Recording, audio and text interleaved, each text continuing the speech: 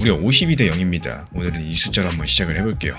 작년 한 해 동안 우리나라 국회에서 코인을 주제로 열린 세미나가 52번 있었고요. 일주일에 한 번꼴로 모여가지고 공부를 한 겁니다. 디지털 에셋이라는 전문 매체가 국회 자료를 전부 다 세어본 결과인데, 근데 정작 시장이 기다리던 코인 산업법은 국회 문턱을 넘지 못한 채로 해를 넘겼죠. 공부는 52번을 했는데 결과물은 제로라는 거. 그리고 이번에 이 성적표의 당사자 중에 한 명이 마이크 앞에서 고개를 숙였습니다. 금융위원회 부위원장, 그러니까 우리나라 금융규칙을 만드는 이 기관의 2인자가 공개석상에서 송구하다라고 사과를 한 건데, 이 공무원 사회에서 이런 장면들이 흔하지가 않아요. 도대체 이 법 하나 뒤에 뭐가 걸려있길래 정부가 사과까지 하고 있는 걸까요? 오늘은 그 잠긴 문들을 하나씩 열어보도록 할 거고, 먼저 이번에 무슨 일이 있었냐? 이 서울 여의도 콘레드 호텔에서 디지털 자산 투자 인사이트 포럼이라는 행사가 열렸습니다. 여기서 권대영 금융위원회 부위원장이 축사를 했었는데요. 산업과 시장과 이용자를 아우르는 통합법 제정에 속도를 내겠다. 그리고 상반기에 입법이 늦어져서 송구스럽다. 이렇게 말을 했어요.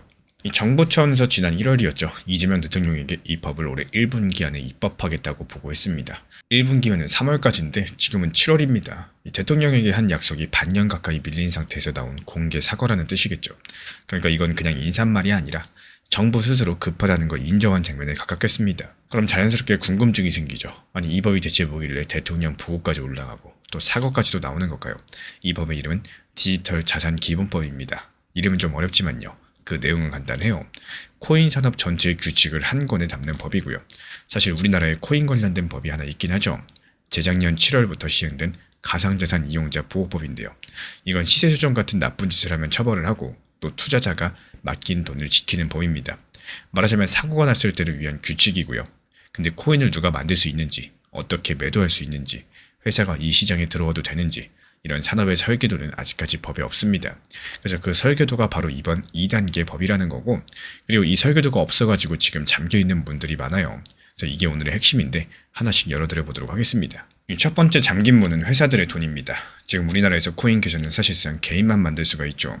회사, 그러니까 법인은 원칙적으로 거래가 막혀있기 때문에, 근데 이미 금융위원회가 이 문을 열겠다고 발표까지 해놨습니다. 상장에서 2,500곳과 투자 전문회사가 등록한 법인 1,000곳에 작년 하반기부터 시장을 열어주겠다고 예고를 했었는데요. 지금까지도 실제로는 막혀있는 상태고 3,500개 회사가 입장 안내문을 받아놓고 문 앞에서 기다리는 셈이죠. 정말 웃지 못할 사례도 있습니다. 같은 매체가 전한 건데 보험연수원이라는 교육기관이 수강료를 스테이블코인으로 받았는데요. 그걸 원화로 바꾸지 못하고 있다라고 해요. 바꿔주는 규칙이 없어서 그런 겁니다. 근데 잠긴 문은 이것만이 아닌데요. 그리고 두 번째 문, 국내 코인 현물 ETF입니다. 여기서 ETF는 코인을 직접 사지 않아도 증권 계좌에서 주식처럼 사고 팔 수 있게 만든 상품인데, 미국은 이미 비트코인은 물론이고 XRP 현물 ETF까지도 거래되고 있는 상황이죠. 우리나라는 이 기본법이 통과되어야지만 그 다음 단계로 넘어갈 수가 있겠고, 법이 늦어지게 되면 ETF 도입 같은 후속 정책이 같이 밀린다는 보도가 나와 있습니다. 그리고 이어서 세 번째, 원화 스테이블 코인입니다. 한 개 가격이 1,000원에 딱 고정되도록 설계된 디지털 원화라고 보시면 되는데, 이걸 누가 어떻게 발행할지도 전부 이 법에 담깁니다. 정리드리자면 회사 돈 ETF 그리고 디지털 원화, 이 세 개의 문이 법 하나에 걸려 있다는 거죠. 그럼 이런 의문이 듭니다. 아니, 이렇게 중요한 법이 왜 여태 만들어지지 않았었을까요? 여기서부터 이야기가 재밌어지는데요. 사실 이 법 같은 경우는 이름만 있고 실제가 없는 게 아닙니다. 거의 다 만들어져 있었어요. 작년 6월 민변당 의원이 첫 번째 법안을 냈고요. 올해 2월달 여당인 민주당의 디지털 자산 전담팀이 초안을 최종 점검하는 단계까지 갔었습니다. 이 당시 언론 보도들을 봤을 때 방식도 정해져 있었고요. 거래소 인가제라거나 고객돈 분리보건 같은 여러 가지 큰 원칙들은 법에 담았고, 싸움이 붙은 민감한 쟁점들은 시행령, 그러니까 이 법 아래 세부 규칙으로 미루는 구조였었죠. 그 민감한 쟁점이 뭐였느냐? 크게 두 가지입니다. 하나는 거래소 대주주 지분 제한이고요. 한 회사나 한 사람이 거래소 주식을 15% 안팎 넘게 못 갖게 하자는 건데, 보도마다 수치는 조금씩 다르겠지만요. 금융당국이 강력하게 밀고 있던 안입니다. 참고로 이 방침이 이번에 사과한 권대영 부위원장이 지난 2월달 업비트랑 빗썸 포함한 5대 거래소를 불러 모은 자리에서 굽히지 않았던 바로 그 카드고, 거래소 주인들 입장에서 어떨까요? 회사 지배력이 걸린 문제라서 반발이 컸습니다. 또 다른 한 가지는 원화 스테이블 코인을 누가 찍느냐인 건데, 한국은행 쪽에서는 은행이 지분 절반 이상을 가진 팀만 발행하게 하자라고 요구했습니다. 어쨌든 이런 갈등 속에서도 2월 달에는 조만간 발의한다는 얘기까지 나왔고, 근데 그 법안이 지금 어디로 갔을까요? 말 그대로 멈춰버렸습니다. 이번 파이낸셜 뉴스에 따르면요, 올해 국회에서 이 법 논의는 2월 달이 마지막이었고요. 6월 3일 지방선거가 다가오면서 모든 일정이 뒤로 밀렸다는 거예요.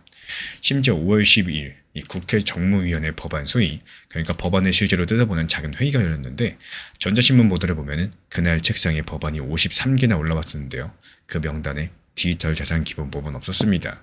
52대 0에서 이번에 53대 0이 된 셈이겠죠.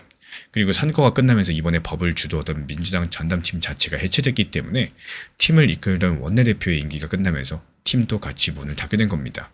그래서 초안까지도 만들어 놓고서 팀은 사라졌고요. 회의 안건에서도 빠졌고요. 그리고 이런 상황에 이번에 그 사과까지도 나온 겁니다. 그래서 지금부터는 세 장의 달력을 보셔야 돼요. 먼저 첫 번째로 선거 달력입니다.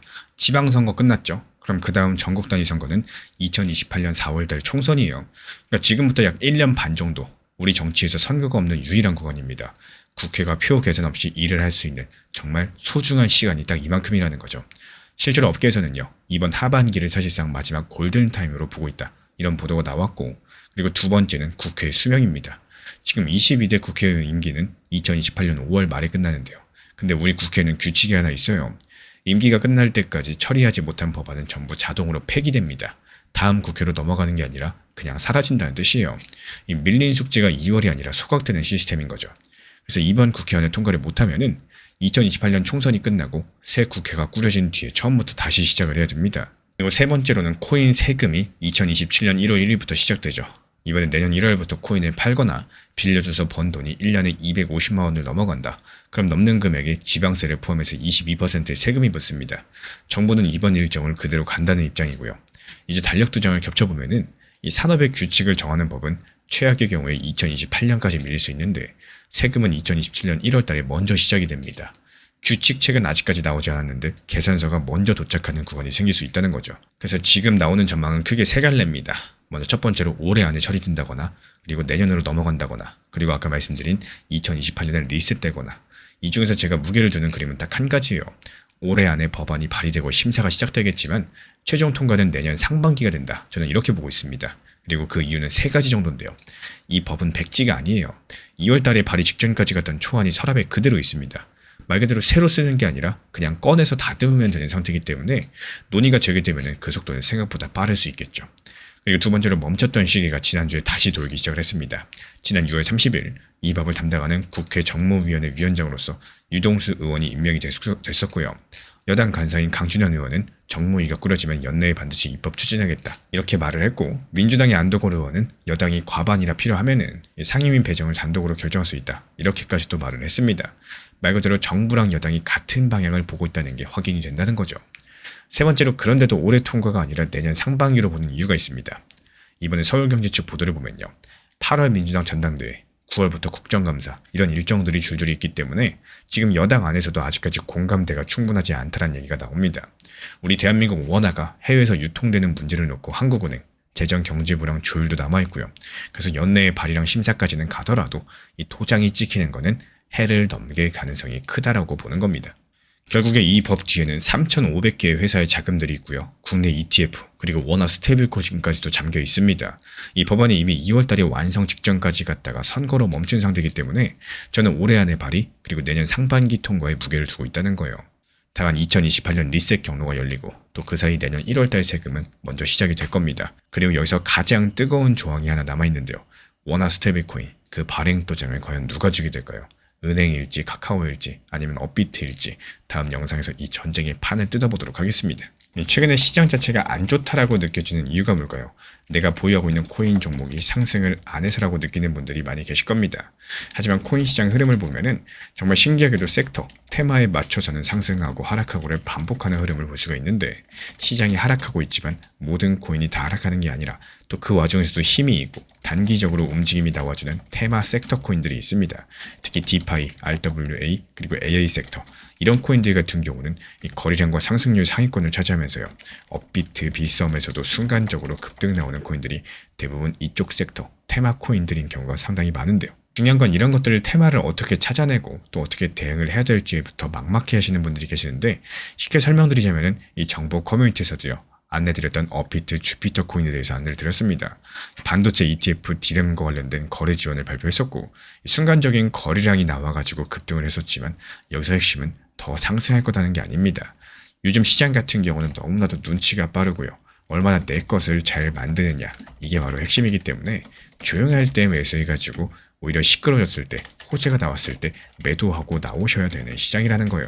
매도한 다음에 더 적은 비중으로서 눌림목에서 들어가는 이런 대응을 해야 되는 시기입니다. 과거 2018년, 2021년 이 당시 시장과는 다르다. 이걸 알고 접근을 하셔도 되는 거고, 단순하게 보유하고 있는 시장이 아니라 얼마나 내 것을 잘 만들고 현실적인 시장 대응이 할 수 있느냐, 이 차이이기 때문에 업비트, 빗썸, 현물 매매 필요하신 분들께서는 이 정보방 신청 주시면 안내 도움 드리도록 하겠습니다. 그래서 지금 같은 시장에서는 단기 종목들에 대한 수익 실현들이 이루어지고 나서 바로바로 매수가 들어가서는 안 된다라는 말씀을 드려요. 이 상승하는 과정에서도 분명히 하락 그리고 눌림목을 주고 다시 한번 반등이 이어지기 때문에 지금 보시는 것처럼요, 일정 상승 추세가 있다라고 했을 때 여기서도 단기 저점 그리고 단기 고점이 계속해서 반복적으로 오가면서 점점 더 고점이 높아지는 상승세가 나옵니다. 이럴 때 가장 중요한 게 뭘까요? 상승했을 때 팔고 나오고 오히려 하락했을 때 눌림목에서 단타 매수가 들어가는 겁니다. 이 섣부르게 수익 실현받다고 기분 좋아가지고 고점에서 팔고 나왔을 때 다시 여기서 들어간다? 그러면 물릴 수밖에 없게 되겠죠. 그렇기 때문에 핵심 포인트는 단기적으로 하락, 눌렸을 때 매수가 들어가는 게 핵심 포인트다. 이렇게 말씀을 드리고 싶어요. 실제로 현재 우리 채널 차원에서 운영 중에 있는 정보 커뮤니티에서도요, 이 수익을 실현하는 과정에서 단타, 눌렸을 때 오히려 매수가 들어갔다가 상승했을 때 팔고 나오고 이때 바로 들어가는 게 아니라 시간을 두고 다시 매수가 들어가는 상황이죠. 그리고 여기서 중요한 점은 이 단타 매수 자체에서 들어가실 때 종목 선정이 상당히 중요하다는 말씀을 드려요. 정말 당연하게도 지금 시장에서 주력 종목들, 주력 테마 종목들 위주로 매수가 들어가시려는 게 당연한 거고, 최근에 힘이 강했던 종목들, RWA 테마라거나 AI 인공지능 테마라거나 디파이라거나 여러가지 힘이 강한 섹터 종목들을 최소 10개에서 20개 정도씩 미리 추려놓고 있기 때문에 그 중에서 타점 맞는 것들만 실시간으로서 추천을 드리고 있습니다. 결국에 지금 같은 시장은요, 이 상승하는 과정에서 수익 내기가 너무나도 쉽고 무조건 수익을 보셔야 되는 너무 좋은 시장입니다. 이 상승과 하락 파동을 이용해서 수익 내고 나서는 오히려 한 템포 쉬었다가 눌렸을 때 매수 추천이 나가고 있기 때문에 그래도 하루에 한 종목에서 두 종목 정도씩은 꾸준하게 수익 내는 방법들에 대해서 말씀을 드리고 있습니다. 현재 보이는 번호로 문자 신청 남겨주시면 입장 안내 도움 드리고 있고요. 구독과 좋아요만 눌러주시고 영상 보면서 따라와 주시기 바랍니다. 제가 안내해드리고 있는 코인 신사 채널 멤버십 전용방에 대해서 짧게 설명드려 보도록 하겠습니다. 리플, 암호화폐 시장에 대한 중요한 이슈, 그리고 브리핑이나 시장의 흐름에 대한 전문적인 분석 내용 설명과 함께 차트상의 기술적 분석, 온체인 지표와 투자 심리에 대한 내용들을 같이 안내 도움 드리고 있고, 가장 중요한 투자 심리를 컨트롤하기 위해서 포트폴리오의 구성에 대한 노하우, 투자 심리 컨트롤에 대한 내용도 같이 안내 드리고 있습니다. 코인 신사 스터디 멤버십 가입하신 분들께서는 아래 번호 혹은 신청 링크 통해서 남겨주시면 제가 연락드리고 있고, 안내 설명과 함께 신사 채널 리플 전용 멤버십 방에도 입장 안내 설명드리고 있습니다.